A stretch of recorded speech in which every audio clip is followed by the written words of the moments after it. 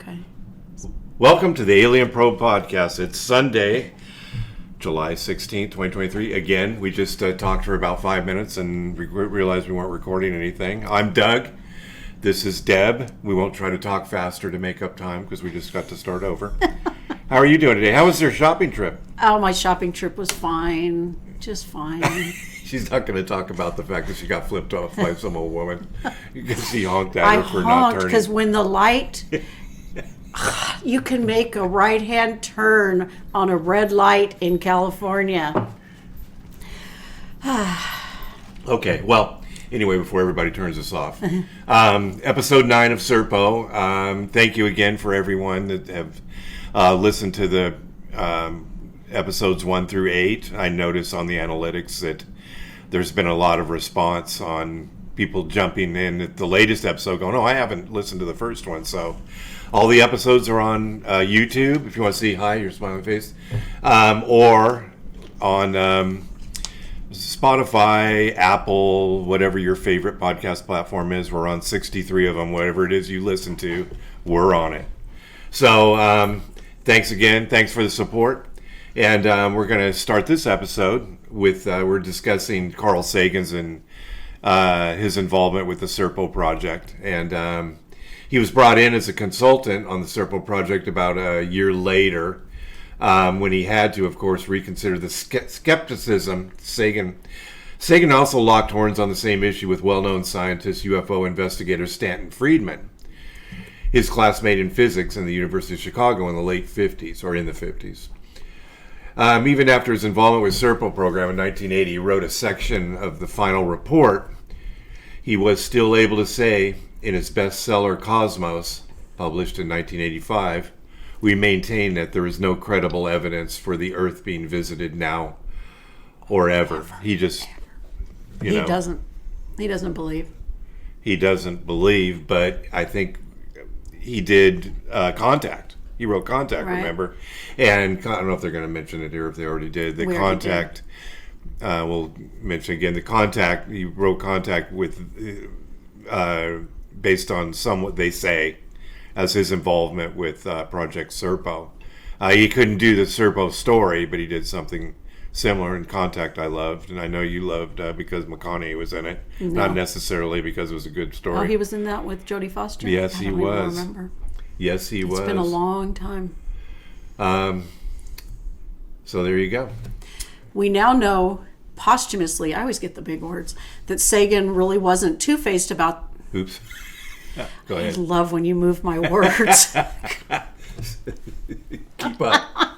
Keep up. It's up and down. He had to be skeptical about UFOs in public so as not to jeopardize his position in the astronomy department at Cornell, where he could not afford to appear to be unprofessional. Cornell relied heavily on government funding for its astronomy research, especially from NASA, and this could have been terminated had his real beliefs been revealed. Yeah, I mean, and it would be interesting if he was alive today. Unfortunately, he passed away. What was it? Blood cancer or bone cancer. It was horrible. But today we're going to have disclosure. July 26th, the Senate hearings are coming about. And then there's a lot of discussion about that these days. Allegedly. We won't go into that. I've got a lot more episodes coming up with people that are really, well, we're all really excited. I know you're excited. I'm thrilled. You want to see those UFOs, do you? I really do. It kind of, it intrigues me when you ask people. I had another one last week that came by my desk while I was working, and I asked her, the usual question: do you believe? Mm-hmm. And she gave me the stock answer. Yeah, I believe there's so many universes and planets out there. There's got to be something alive, which equates to, I think you're wearing a tinfoil hat, Doug. I won't quit asking the questions, though.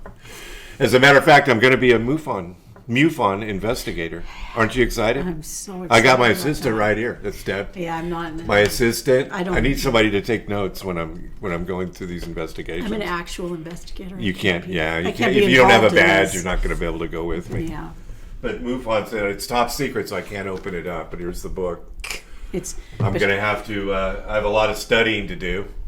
I have a special room that I use to do my MUFON studying. Yeah, the shed.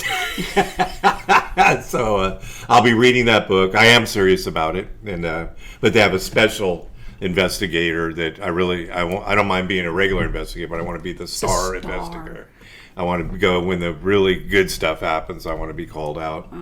So I'm really excited about it. So I'm going to be studying and taking the test, and hopefully I can pass it. You get 3 times, and then you have to wait 6 months to take it again. So hopefully I can get it in 3 times. I haven't taken a test in quite a while. Well, I'll quiz you. You want to quiz me? There's flashcards. Yeah. Anyway, in reality, Sagan was a member of the Council on Foreign Relations. It's believed that he may have been a member of MJ-12. Oh, wow. His true interest in extraterrestrials was revealed in his blockbuster book, Contact, later made into a hit movie starring Jodie Foster and Matthew McConaughey, which we just mentioned. Sagan was a man of many talents. He won the Pulitzer Prize for nonfiction in 1978 for his book, The Dragons of Eden. He has been immortalized in downtown Ithaca, New York, the home of Cornell, with the Sagan Memorial Wall of Planets. Ironically, in the end, it was he, more than anyone else, who raised the public consciousness all over the world about the possibility of life on the billions and billions of other worlds. Like the person just told me. Yeah, so now it's kind of seeming like he kind of believes he's moved to that. But again, he's got a reputation. Even today, people are finding, I mean, sure, all these, all these professors and everything are a little reluctant to come out and state how they're waiting for the facts. Yeah. And when Bill's around, he would tell me, he goes, yeah, it doesn't exist until you tell me it does, until you show me that it does. So that's the way the professors think, and because he was one. And so I got an inside track on how they think. But he did it his way in terms of public perception. He had to walk a narrow path. He navigated it successfully, and he continued his fame pretty well. The team commander's diary entry continues. EBE-2 came by after the feast. EBE-2 was concerned with 754. As I mentioned in one past entry, 754 became sick. But he has recovered. We don't know what he suffered, but 700 treated him with penicillin, which worked. We all have had some sort of sickness since we've been here, except 899. Yeah, that guy is a solid rock. I've had stuff that had to be treated for penicillin too. Yeah, it really can be. Not me. Yeah. You're allergic, aren't you? What happens when you... how'd they find out that you were allergic? Oh, they gave me penicillin when I was probably 5 or 6, and I broke out in a horrible rash and got super sick. So I vaguely remember projectile vomiting all over a house at the babysitter's. That's fun. It was bad.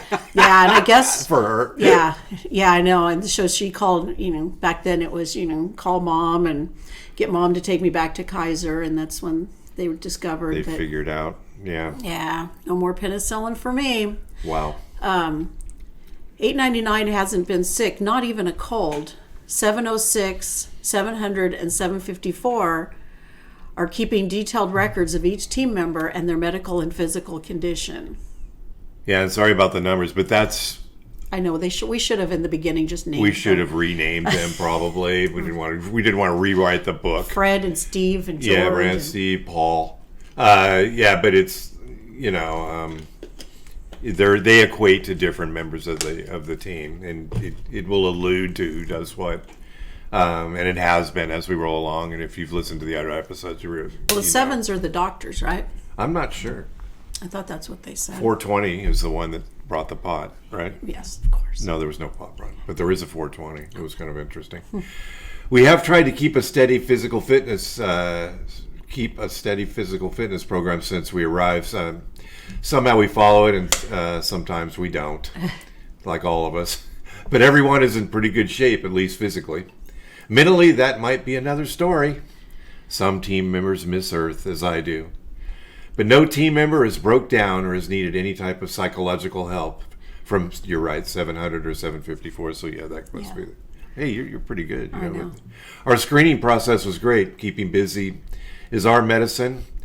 We keep extremely busy exploring and doing our mission goals. How long you're exploring for 10 damn years. Well, they're exploring the whole planet. We're going to go over this on this chapter or this episode. Yeah, they go all over their world. Well, I don't think they go. The northern and southern hemisphere in certain areas. This diary entry by the commander was made about 3 Earth years into the visit. Shortly thereafter, 2 of the team members he mentions died. The security man, 899, was the first to die on Serpo. Evidently, his death occurred suddenly sometime after this diary entry was made, wherein, ironically, the commander had said that he was a solid rock and hasn't been sick, not even a cold. Oh, Mr. Rock died. Well, it happens. I mean, we know people, it's like, that guy's the healthiest person I ever knew. And all of a sudden, healthiest person I ever knew are sometimes people that never go to the doctor because they're so healthy. Yeah. They don't know anything's wrong with them. Anonymous gives a complete narration about the death of 899 and the attempt to revive him by the even doctors. When a first team member died in an accident, it was hard to communicate with the Ebens. The member died instantly, therefore no medical care was provided. Our 2 doctors examined the member's body and determined the injuries were consistent with an accidental fall. He fell down the stairs. What a way to go. You go all the way out here. He fell down the stairs. Did he fall down the stairs? Yeah. There were no stairs. There's no stairs on Serpo. What are you falling off of? I don't know. They have only ramps. They talked about it a couple episodes ago. Did he just trip? They don't believe in stairs. They have only ramps. Because they have those. It's true. They have those big floppy feet. They don't do stairs. It's their feet. Initially, falling all over themselves because they're too big. Initially, the Ebens never interfered with our care or offered to provide any of their medical care. However, once the Ebens, a very benevolent and caring people, saw our team members crying, well, they understood crying, huh? Yeah. The Ebens stepped in and offered to attempt some sort of medical care. They're faking it. I don't know. After they have that lab where they're putting together all those monsters made of their team members. Making people. You just can't make that stuff up. Well, I guess you could. Well, although our doctors felt the same team member was medically dead, felt the team member was medically dead, they allowed the Ebens to try their own medical care. Most of this was either through sign language or speaking to the travelers who could understand some English. Why do they call them travelers? That's kind of weird. The Ebens transported the team member's body to a remote area of the largest community. They took the body into a large building, apparently the hospital or medical center. The Ebens used a large examination table to view the body. The Ebens ran a large bluish-green light beam over the body. The Ebens watched a display that appeared on a large screen that looked like a television screen. The readouts were in the Eben language, and thus our team couldn't understand it. However, there was a graphic display similar to a heartbeat graph. The solid line was not wavering. That's not a good sign. No. Our doctors understood that meant the same thing that their equipment measured. The heart was not beating. The Ebens administered some liquid through a needle. Ooh. Some experiment. Yeah. Turn him into We're going to turn him into an one Eben. of those bristly creatures that they saw with the face in his stomach or whatever. This was done several times. Eventually the heart started beating, but our doctors knew the internal organs of the body were damaged, but couldn't fully explain that to the Ebens. The Ebens finally made a sign, placing both hands to the chest, bowing their heads. Our team members knew that meant the body was dead and nothing could be done. The Ebens showed affection to our team. They're there. During that last work period, the Ebens had a ceremony for the dead team member, the same ceremony used when an Eben died. Our team held their own service, attended by the Ebens. I wonder if they got paid. Oh, they don't get paid to do anything. There's no money. We're a communist society. This is kind of like the Star Trek society, remember, where they're on the Earth, they're, on all the planets. And they don't really, they're on the ships, and it's like, okay, does Kirk not get paid any more than like the lowest? See, what's the latest, the Seth MacFarlane show? The Orville. The Orville. They mention on there that, remember a time when, because they travel back in time, and it's a time when, money was used. Meant like something. It's so very primitive that people would not just be provided with everything that people need. Wouldn't that be an interesting world where we didn't have to have any money? You just get provided. But there is going to be a class system. I'm convinced they're not just going to be like everybody gets paid the same and lives the same. On that ship, there's people that clean the ship and there's people that Fly the ship. So yes, there is obviously still a class system, but it's like the communist thing. You do according to your ability and you receive according to your needs. Unfortunately, there's quite a few slackers that may not do to their abilities. But do they get paid the same as the captain? That's the thing. But their quarters I guess their living standards probably would be different. You have a nicer place to live. Yeah. I guess gotta be a that's difference. because you're more important to There's somebody out society. there in the audience line that's screaming at the microphone about how we don't understand this. Oh, we're not that bright, just so everybody knows. There's a dog behind you. He's way back there. That's The him Ebens were scratching. extremely curious about a religious service. One team member who was acting as a minister performed a death service. Our team was eternally grateful for the Ebens' caring attitude for our dead friend. The second death also occurred sometime shortly after the above diary entry about the feast was made by the commander. One of the doctors died of pneumonia. We know he was alive at the time that diary entry was recorded because both doctors are mentioned. But they had a cold. Well, they did. Remember, they said they were sick and then they got better. The COVID. It would be fair to conclude that it was 754 who died, since we learned in that entry that he had been sick and treated with penicillin by 700, the other doctor. Interestingly, it was EBE2 who first noticed after the feast that 754 was sick, and she was concerned about him. She was concerned. You don't like EBE2, do you? Is it the female thing where you're just kind of like? Well, I just feel like she's a little oppressive sometimes. Ebens did die. It is not surprising to find widespread and standardized religious observance in a police state, as in Mussolini's Italy. It is actually expected because usually encouraged by the ruling authority. After all, it's easier to keep citizens in line when they believe that the social rules and regulations come from some sort of supreme being. The fact that all Ebens were required to attend worship services every day at a designated time leads us to believe that this was another form of control by the ruling class, especially since it was uniform throughout the planet. Where there is freedom of belief, divergent opinions would be expected. We can't have any of that. You can't divergent opinions. No divergence. No Eben ever said, "I don't want to do this," or "Why can't I make something?" You got your little cult leader Eben over on the side. Come worship me. Well, Einstein or whatever it was it the smart one? The smart one? Yeah. Who spoke perfect English. From the following remarks by Anonymous, we learn about Eben religious customs. All of this information was taken from the debriefing documents. Ebens did die. Our team members saw deaths, some from accidents and some from natural causes. So they got old. And They didn't talk about him aging. The Ebens buried the bodies similar. Yeah, it's like I don't find any old Ebens. how do you tell? How do you tell? There's no hair. How old Usually you tell by, like the, balding or what. How do you tell on an Eben? They get wrinkled. They kind of look old. From I don't birth. know. They just don't move as fast up the ramps. Well, and they said they mature like super, super fast because there was a baby born in it, So they may have a very short lifespan if they mature that quickly. If they go from baby to toddler in weeks, then... What was that movie where everybody had to be killed by 35? You remember that movie? It'll probably come to me in a minute. Okay. Yeah. Anyway, yeah. The Ebens buried the bodies similar to our method. Our team saw 2 air accidents involving the intraplanet flying vehicle. The Ebens worship... They didn't go into detail on that. You want to hear about I want to hear about what happened. The Ebens worshipped a supreme being. It appeared to be some sort of deity relating to the universe.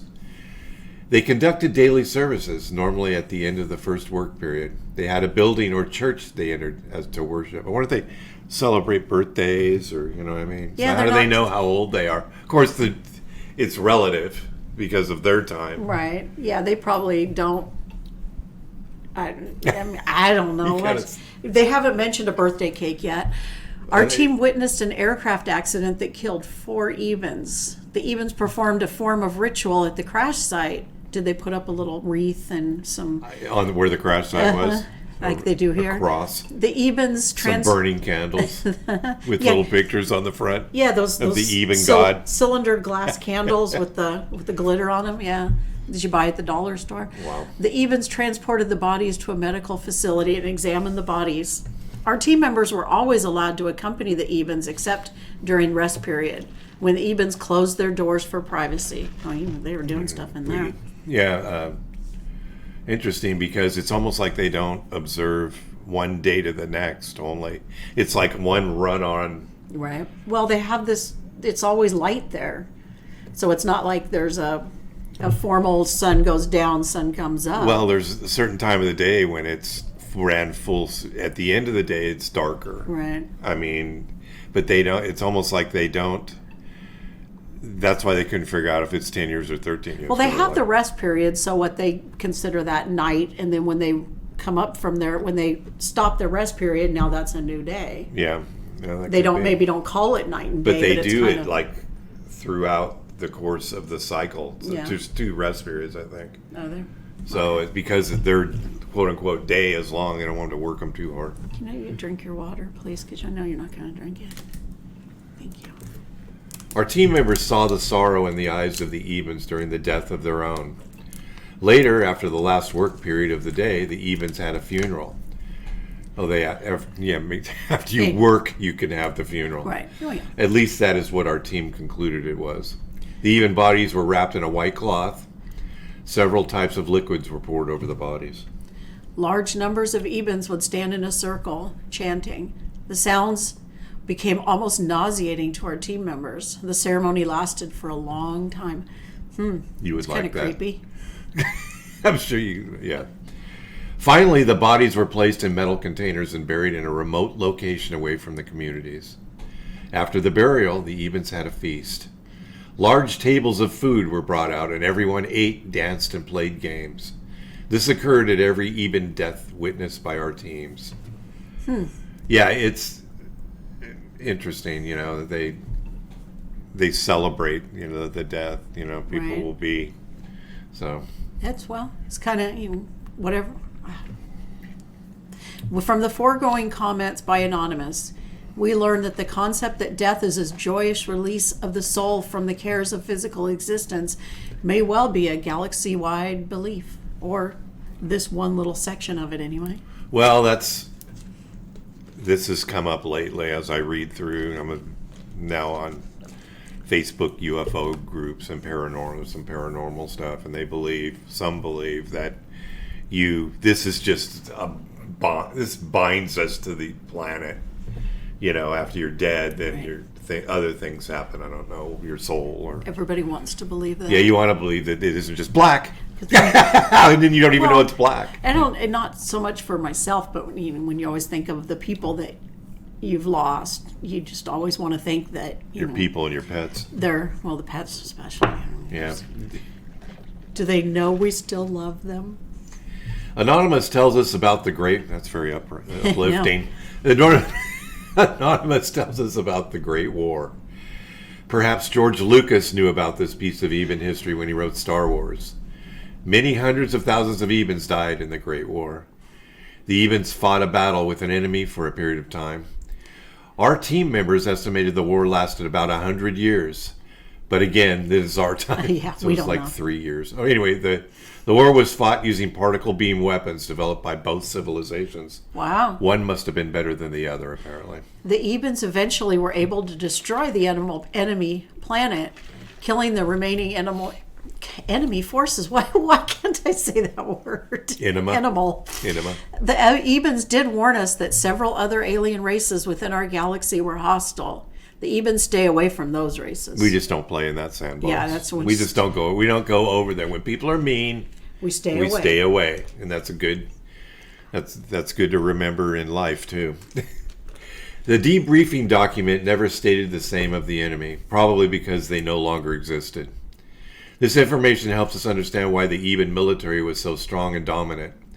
Eventually, the aftermath of their great war left the populace traumatized and very willing to accept continuing military authority. Wow. I mean, they want that why don't they like that? Because they like the control. They feel safe. Yeah, they feel safe because they know they have a competent military. That's pretty good. Anonymous gives details about the history and the physical environment and characteristics of Serpo. Anonymous says Serpo was estimated to be about 3 billion years old. The two suns were about 5 billion years old, but only by estimation. The Eben civilization was estimated to be about 10,000 years old. Now they're a new group. They evolved from another planet, not on Serpo. The original home planet of the Ebens was threatened with extreme volcanic activity. The Ebens had to relocate to Serpo in order to protect their civilization. This occurred some 5,000 years ago. It's kind of like ours, where we're just getting too many people. We got to find another planet to live. There's too much of us. Go find somewhere else to live. There was a period of darkness, but not total darkness. The Eben planet is located within a solar system of Zeta Reticuli solar star system.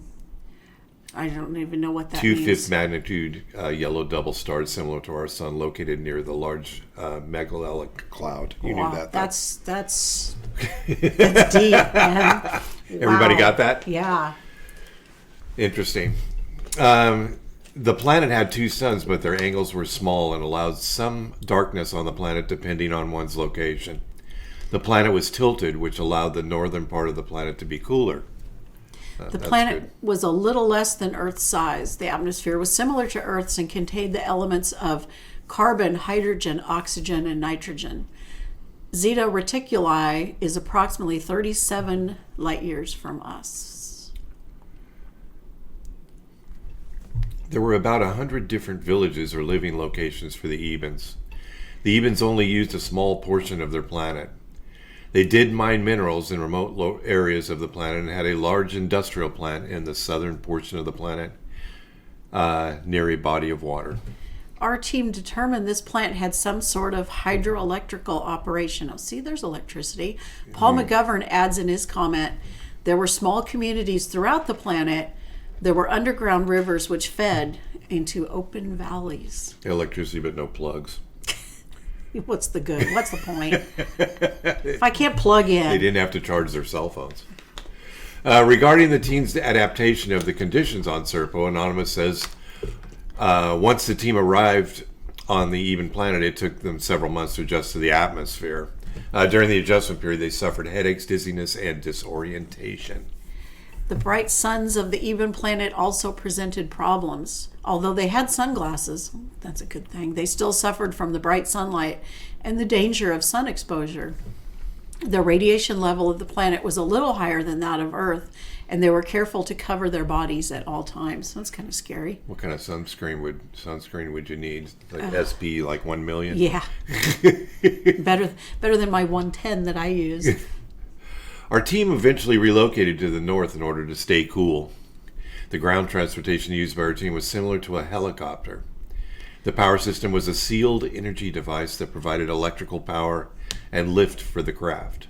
It was very easy to fly, and our pilots learned the system within days. The Ebens did have vehicles which floated above the ground and did not have any tires or wheels. They had hovercrafts. We've seen that new air car that was just Avro, or no, not Avro, that's the old one, but there's one that just got developed. It flies. It's a flying car. I saw that. Have you seen? It's come through my What do you Facebook. think? What do you think? I think. Did you see the price? Oh no, is it 300,000. 300,000? You want to get one? I can't even imagine the mess that's going to make. Can you imagine? People can't even drive cars, and they're going to. People flying through Carmichael is going to be The dangerous. problem is now we're going to have to worry about stuff falling from the sky and hurting us. So you have to look left, right, and Left, up. right, and up before you cross the street. That's right. Paul McGovern adds the following information in his comment. The team was never isolated or restricted by the visitors. They could travel as they wished, see whatever they wanted to see, except during rest time. After about 6 years, the team was moved to a northern portion of the visitors' planet where the temperature was cooler. They had to wait 6 years to get cool, and which contained ample vegetation. The visitors built a small community for the team. The exchange team had to endure extreme hardship adjusting to the environment of the visitor's planet. The heat was extreme and took many years to adjust. Oh, God, I can't even imagine. It's interesting. There was a couple people, I'm going to do a spoiler alert here. A couple of them stayed behind when they left. Really? And I thought, why would you want to do that? You can't even have a hamburger anymore. You know what I mean? But you've been there 13 years and you got used to not having these things. No, but you want to come home, have some macaroni salad. Macaroni and cheese, Kraft. You're such a with jalapenos and truffed up tri-tip. You're such a gourmet. I am. I'm not a foodie. I'm the opposite of a foodie. Some powdered cheese. Heck yeah. But it's interesting because they're comfortable in that they trust their military. I had a thought on that and I didn't. We went through a couple sections, and I think what we're going through now with this disclosure thing is that a lot of people are comfortable knowing that even though we don't like our government, we know that we're kind of protected, even though sometimes it's crazy. People are shooting each other. And it's nice to know. I mean, it's very important to trust whoever's in charge. But now the possibility exists that there's other people pulling the strings. Yeah. There's the government above the government, and there could be something else happening. I mean, how wouldn't that? It's been working, whatever's happening, but now if disclosure comes out, and now that the public could be aware of that we might get a little unnerved to the fact that this could be happening. I mean, we're just better off if we don't know anything. You just want to be ignorance is bliss, right? That's right. I want to know. You need to know. I need to know. I'm getting on the inside of this thing. Anonymous describes Eben technology. The Ebens developed a different type of electrical and propulsion system. It was unknown to our team, and I don't think we ever really understood it. We're still trying to figure it out with reverse engineering. They were able to tap into a vacuum and bring back an enormous amount of energy from that vacuum. That's one of the discussions about why we can't duplicate their technology, is that in the vacuum of space, that they develop their technology in the vacuum of, kind of like they just mentioned, of space, and we're unable to, because we don't live in that. Space. Well, we kind of do, but not in our maybe atmosphere. some experiments are up there, in the space, space station. That maybe we can do some experiments up there. And NASA, and everybody's doesn't trust NASA or doesn't think, or NASA knows something, but they're not talking. They might be part of the, the investigation of how to develop or the experiments of how to develop this propulsion system. Our team's living quarters, which consisted of several small buildings, contained electricity powered by a small box. This small box supplied all the power our team needed. Ironically, the electrical equipment our team brought on the trip worked using their power source only. Oh, that's weird. Yeah, and I was going to say about the guys that stayed behind, like we were talking about the food and everything, but maybe it's like, I don't have to chase the dollar anymore. I'm just here and they provide. They feed me. But they would have to, I'm wondering if you can't just sit here and... Well, no, they'd have to go into whatever the Ebens are doing. Do a job. The Ebens energy device was analyzed over and over again by our team. Since our team did not have access to scientific microscopes or other measuring equipment, we could not understand the function of the energy device. But, regardless of the electrical demand, the Eben energy device provided the proper current and wattage. So why couldn't they recharge their clocks? Yeah, the clock. By their time measuring devices. It doesn't charge because they ran out of batteries at some point. Our team surmised the device had some sort of regulator that sensed the required current or wattage and then supplied that specific amount. Note, our team members brought back 2 energy devices for analysis. Los Alamos actually had one of these energy devices in their possession as early as 1947. It was retrieved from the second crashed Roswell disk, but no one had any idea what it was. Also, all this time they'd had one, but until these guys went to Ebenland, nobody knew what it was. Yeah, one of the things Bill used to talk about is that he was thinking that that these people would advance so far and so long and their technology came from the Stone Age, like us, all the way to like right now we can't even work on our own car. Right. I remember we used to change starters and alternators, and I open my hood, I don't recognize hardly anything. So they've come so far that they don't know how to do something basic like charging a battery. Right. They wouldn't have that They're beyond technology. that. It's interesting. It wasn't until 1970 that they finally realized that it was some sort of power source, but they could not understand how it worked. Then, when the Serpo team brought 2 of the devices back to Earth in '78, experimentation was begun in earnest to understand how it functioned, and attempts were made to duplicate the technology. It was given the name Crystal Rectangle, or CR The for CR. short. The CR. A small dot was visible in the CR that moved whenever an electrical demand was made on the device. After years of experimentation and research still ongoing, it was determined that the dot was a perfectly rounded particle of charged antimatter. I can just think how we can't figure that out, or it's interesting. Anonymous continues. The team also took electric razors, coffee pots, electric heaters, a DIM. There was no explanation what that. There was no explanation what that was. An electric IBM typewriter. Remember those? Yep. Unfortunately, a scientific calculator, slide rules, both conventional and scientific. Base data collection recorder, a BDCR. 3 different size telescopes, tangents, both conventional and electrical. The list goes on, but they took about everything they were allowed to take as to weight. It's interesting. It's interesting how the kids don't know what a rotary phone, or they know what a rotary phone is, but they're like, "Oh my god!" Well, can you imagine? I mean, That's only in it's only in one generation. I know we used them up until we were teenagers. Yeah, I mean, When my first apartment, I had phones attached to the wall. I think they were push button by then, but they were still phones attached to the wall. My first cordless phone was probably in like 1985. Remember, you had the base and the little charger thing. That was really exciting to get that. Yeah, and we have all in throughout this house as we do different things. I want to remove things, but I have the phone. There's phone cords, phone lines. Yep.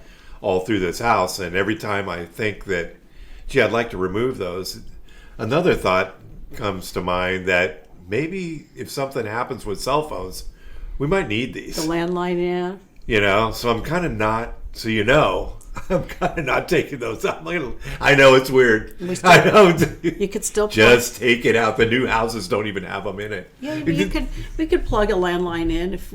I don't need to have one. We have one through cable. Remember, we told them we don't. Yeah, we need have that. a phone number, but the last phone that was plugged into it died, and so we've never bought another phone. We don't even have a phone for that. It's interesting. I know. Regarding the weapons, there was a lengthy discussion about weapons. At the end, the Ebens didn't really care. Yeah, they're not afraid of us. So our team members decided to take some just in case. Not for a fight, God knows, as our team was vastly outnumbered, but for the safety aspects of it. Sounds like their military is pretty well trained. It's kind of like I was saying how benevolent they are, but they don't tell where these guys were. They look like it sounds like their guys are pretty well trained, but even though they just said they were mean and then says assertive. Well, not all Ebens are mean and assertive. They got to learn that somewhere. Right. Yeah. So, we don't hear about any of the military even training. Basic training. Yeah. And advanced infantry training. Remember, the 12 were all military members, so no weapons made them feel safe. So I'm sorry. So I was going to say weapons should make. So weapons made them feel safe. A side note: they only took 50 rounds of ammunition per handgun and 100 rounds of ammunition per rifle. Do weapons make you feel safe? Having a gun here, does that make you feel safe? I think so. I think it makes you feel, especially when you're somebody who's always had one around all their life, is going to just want to know it's there. Yeah, I mean, it's kind of interesting because people are like, oh, we don't need, these people and the guns in the houses. And they even have a thing I saw in the news where when you drop if your kid has a play date at a house, you should ask, right? Is there a gun here? Kind of like peanut allergies. Right. It seems like a personal question, but on the other hand, it makes sense. Well, is the gun secure? It's Is the gun. it, Yeah, that's and and I'm gonna go out there and say the biometric gun safes are the best. Yeah. The ones where you just put your hand on it and it knows you. Because if somebody breaks into your house, yeah. I know. So that's that code. Yeah. Is you're going to be nervous and you're going to want to get. It's the next best thing to having it in your hand right now. I was at a friend's house one time when he had 4-year-old twins, and he was divorced, and we would go over there. My boyfriend and I would go over there and hang out and help him take care of the kids. And I'm so good with children.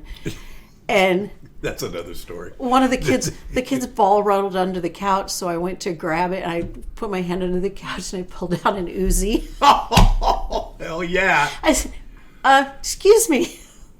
Yeah. This is I forgot that was there. Yeah, so, it's. Yes, you do have to make sure that the kids are not gonna. Yeah, after my first divorce, I was at a house that I shared with. I rented the house and I sublet the rooms out to other people. Bill was there, and we had a hairdresser there, and then we had a guy that ran a landscaping company. But he rented a room because he had a partying type lifestyle, and we're there. I took the garage and converted it to a room. It had a wood burning fireplace, and it was kind of nice. So we'd be down there, hanging out, and my oldest son came down. He was probably 4 at the time, and he walked down. And there was probably 6 of us hanging out down there, and he walks down. He's got an Uzi from the landscaper guy had an Uzi, and everybody needs one. Here's my oldest son walking, and he walks down, and you kind of walk down, and we all look, and everybody just immediately dove for cover because there's got you literally could have wiped us all out. Yeah, and so we, okay, give me. Stop. Stay right there. Don't panic. Don't move. Don't point the gun. Don't drop the gun. And I brought it back up to the landscaping guy's room. He's not there. He just left and left his room open. And the kid wandered in and. It's a gun. It's a toy. Yeah. Yeah. Yeah. It's. Okay. All right. Up. I'm right there. All the information in this section took up the entire 7th email posting by Anonymous. It was sent on November 17th, 2005. Our team contained 2 geologists. They were also cross-trained as biologists. And the first thing our geologists did was map the entire planet. Wow, the whole planet? Yeah. The first step was to divide the planet in half, creating an equator. We need that. Then we established a northern hemisphere and a southern hemisphere. Within each hemisphere, they created 4 quadrants. Finally, they established the north and south poles. This was the easiest method to study the planet. Most of the even communities were placed along the equator. However, there were some communities north and south of the equator in each of the 4 quadrants in the northern hemispheres. Yeah, they've had some that were actually a lot cooler. Yeah, that's where I'd be. That's probably where they want to be. Take me where it's cold. Yeah, exactly. There were no communities located in either poles. The southern pole was desert. It was barren land with virtually no precipitation, where absolutely nothing grew in this area. There were volcanic rock formations, and part of the extreme south contained a rock desert. Temperatures in the South Pole were measured at between 90 and 135 degrees. Going further north from the South Pole in Quadrant 1, the team found extrusive rocks. This indicated some volcanic activity in the area. Our team found numerous volcanoes in this area. The team found several fissure eruptions in this region with standing water. The water was tested and contained high levels of sulfur, zinc, and copper, and other unknown chemicals. Moving from east to Quadrant 2, the team found basically the same volcanic fields of rocks. However, in one particular location near the north end of Quadrant 2, the team found an alkali flat. On Earth, these were formed by streams flowing into a desert or arid location. Our team found hard mud covered by alkaline salts. Some vegetation was growing in the area. That meant there was probably salt water there at some time, I'm guessing. Moving to Quadrant 3, the team found a form of badlands, an arid region that is lined with deep gullies with sparse vegetation. The gullies or valleys were extremely deep, some going down 3,000 feet. Don't Wow. fall. Yeah, be careful. You see how many people die each year in the Grand Canyon? I know. It's like 15 people a Isn't year that die. crazy? It's not all fall. I thought, do they just fall in? Yeah, But they don't. There's heat stroke, and it's snake bites, and right. it's just kind of weird. Well, look at that. I know. What happened there? Be careful. The team found that first Serpo animal. Found Serpo their animal? Serpo animal. Uh-oh. It looked like an armadillo. Aw. Very petable. Oh, no. This creature was extremely hostile and tried to attack the team several times. Back. The even guide used some sort of sound device, a sonic directed sound beam to scare the creature. Oh, I have one of those for the dog. Little laser, that little sonic thing. He doesn't like that. Oh, I know, but I lost it. And I swear to God, he He stole did it. something with it. It was in my pocket when I went to the river, and Yeah. it wasn't in my pocket when I got home. He's smarter than you think. Yeah, I know. A little pickpocket.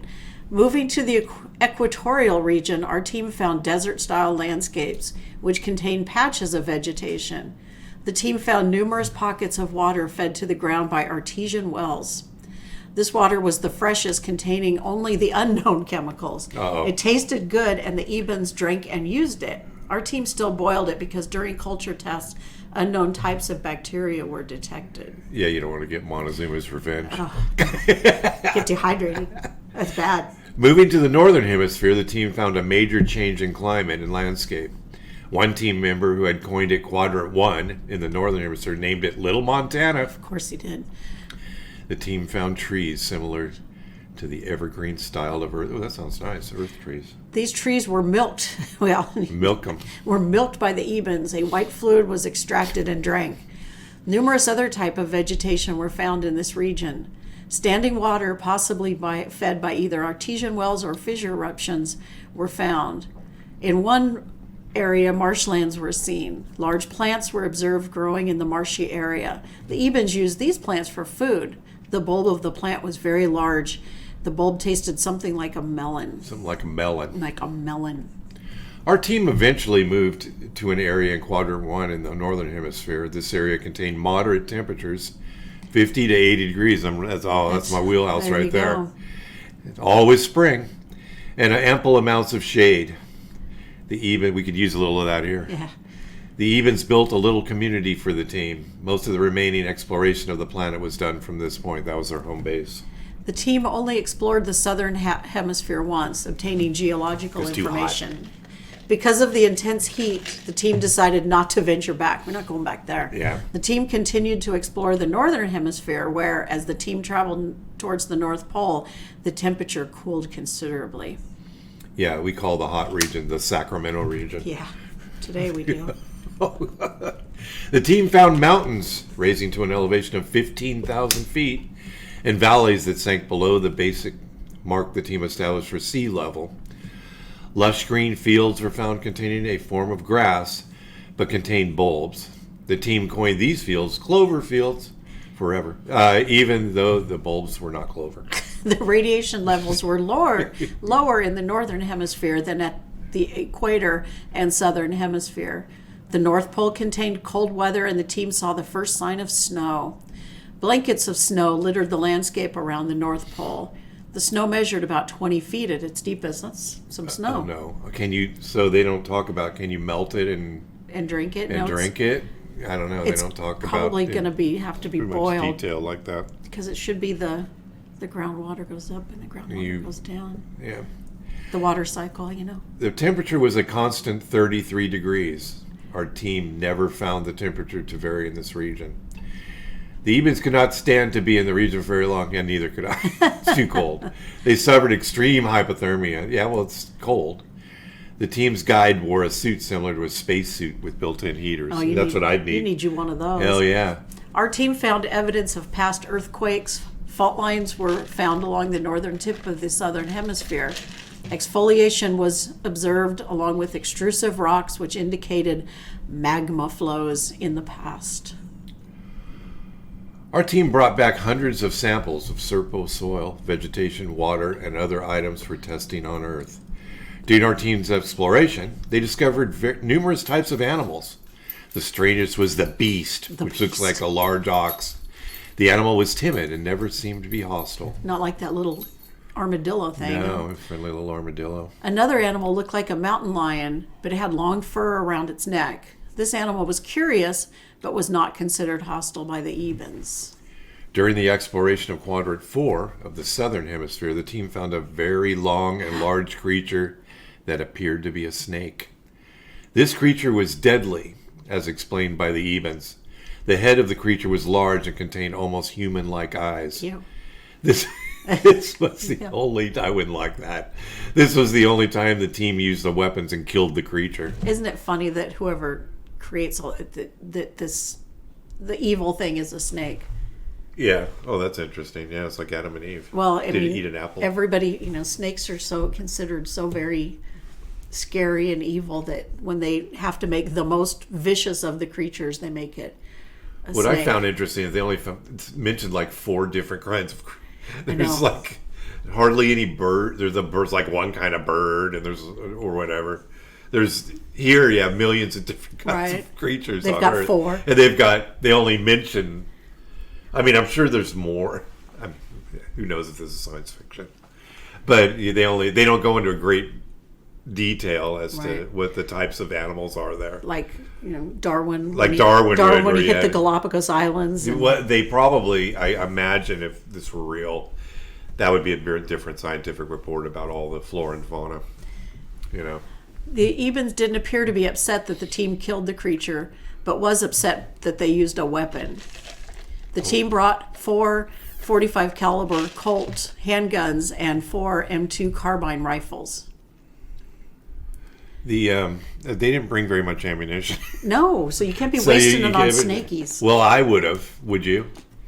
Well, if it's vicious, yes. I'm going to blast that. I don't want that. Make sure that thing doesn't, because you're probably camping out. Because if it's meat, Would they yes. say it was 15 feet long? Yeah. So it's like, and after killing the creature, the team dissected it. The internal organs were strange and nothing similar to a Earth-style snake. The creature measured 15 feet long and 1.5 feet in diameter. That's a big snake. It's like tremors. The team was curious about the eyes. Examination of the eyes revealed cones similar to those found in human eyes. The eye contained an iris, and the back contained a large nerve similar to the optic nerve feeding into the creature's brain.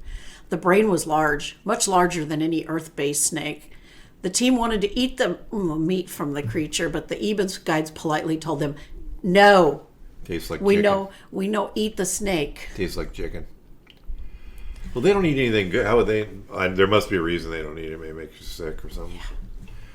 The bodies of water on Serpo did not contain fish. I'm like, there's no fish. It's weird.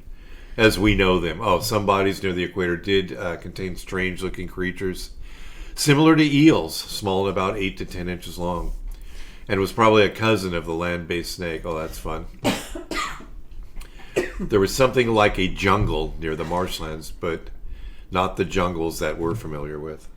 The following posting by Anonymous in Release 10A on December 8th of 2005 was in reaction to having listened to a coast-to-coast radio interview of Rick Doty, a retired special agent of the Air Force of the Special Investigations, and Bill Ryan, the Serpo website creator, about Project Crystal Night the previous evening. Yes. I'm friends with Rick Doty on Facebook, and I'm going to be mentioning it to him. I'm going to send him a DM. Hey, was Serpo really real? I did listen to the entire show. Never heard this guy George Norrie before. Wow. But he seemed to be an open-minded narrator, and for me and my this Doty commenting, me and my DIA colleagues were very pleased. The show caused a lot of buzzing in the halls of the DIA. Bill Ryan and Rick Doty both did an excellent job. I was hoping you, Victor Martinez, might just show up and add your own comments, since you know more about me than anyone else as well as the program, but I guess that wasn't possible. I called Mr. Blank this morning, the ex-USG official who is managing the controlled release of Project Serpo for public consumption. Yeah, he's the U.S. government It's all in caps. official. Do you know Yeah. there's like a nerve in the top of your foot that you can smack on this bar stool and cause immense pain to your foot? That sounds I fun. know. I just smacked it just right, and it hurt. You ever notice that I wear I know you wear shoes? shoes. No, for the... it's not the bottom, but I smacked the That's top nice. of my foot. I Oh. know. We found a new nerve. Robert said these chairs look like torture devices. He didn't say they look very comfortable. I don't know. I thought they were fun. I found some discrepancies about the animals mentioned on the show. The armadillo-like creature was not aggressive. It just scared the team members. The even guide directed some type of sound, very high-pitched, at the armadillo. I guess this is Doty talking about it. The armadillo creature and scared it away. These creatures were seen at several locations around the planet. Some were larger than others. They were not aggressive. Only the snake-like creature was aggressive.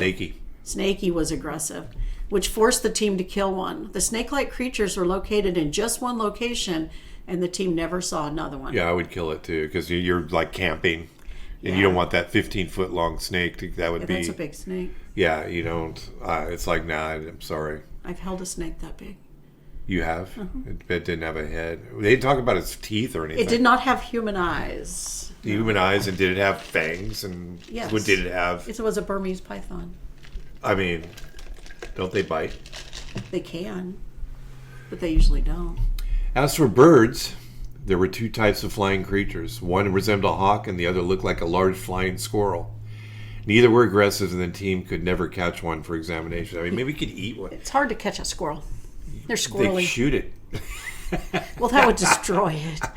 As for insects, they had small bugs similar to cockroaches. Cockroaches are everywhere, but smaller. They were harmless, but did get into the team's equipment. They had a hardened shell with a soft interior body. The team never observed any flying insects, such as flies, wasps, etc. Several other small bugs were found and identified. So no flying insects. That's interesting. You like that. I You don't know. have to have, no swat- mosquitoes. No swatting. They didn't know the word SWAT.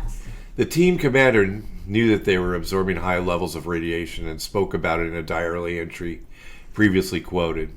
A comment received on November 15th, 2005 discussed the radiation problem. And here it is. One thing that concerns me is the radiation the team was receiving. I would think the team had some sort of radiation detection equipment. Back then they had Radax. We also had dosimeters. I'm sure each team member wore one and must have read it periodically. I'd be reading that thing every second. Yeah. Well, dosimeters tell you immediately if you're getting not lethal, but dangerous doses of radiation. Knowing this was a military mission, that's like in Skinwalker. Right. Yes. Which is all Gotta true. have it. Someone must have been designated a health monitor, probably the physicians. If the team realized they were receiving large doses of radiation, why didn't they bring this to the Evens' attention?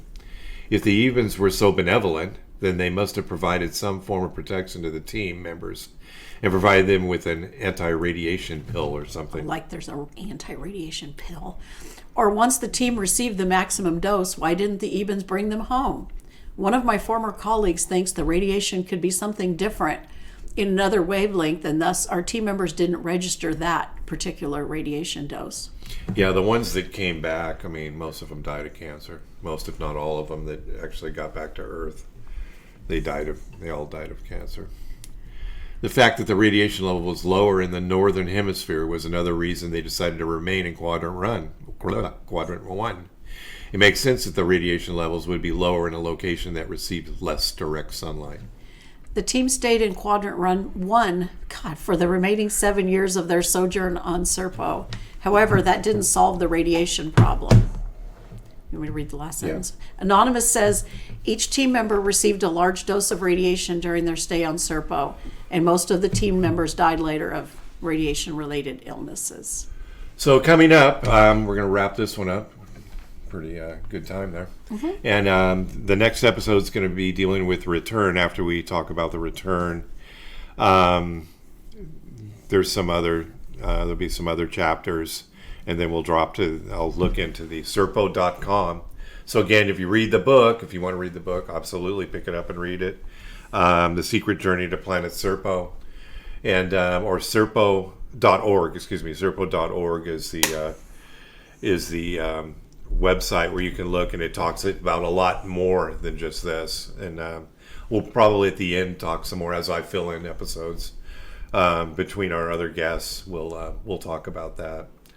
So thanks for listening to the latest episode of the Alien Probe Podcast. We welcome questions, comments, or requests to alienprobepodcast@gmail.com. Visit us on Facebook. Check out our website, alienprobe.net, Twitter, and Instagram. We're a little more active on Twitter now that I'm starting to understand it a little more. There's a QR code that you'll find on, I've put it on Facebook.